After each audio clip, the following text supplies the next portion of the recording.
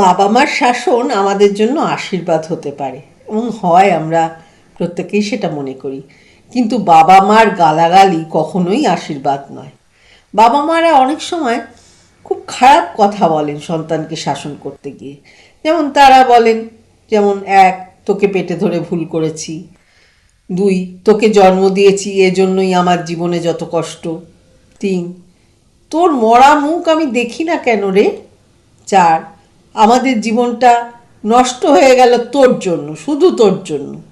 এ সকল কথা সন্তানদের মানসিকভাবে ভীষণ পীড়া দেয় এবং অসম্ভব ক্ষতি করে।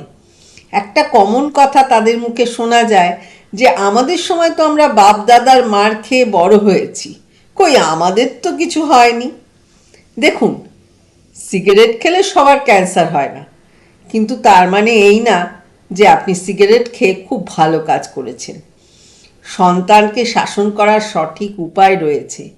বাজে কথা আর গায়ে হাত তোলা ছাড়া কিছু বাবা মারা যেন সন্তানকে শাসনই করতে জানেন না। ব্রাউন পেরেন্টস কথাটা তো আর এমনি এমনি আসেনি। প্লিজ সন্তানকে ওরমভাবে শাসন করবেন না, বুঝিয়ে বলুন। ভালো থাকুন।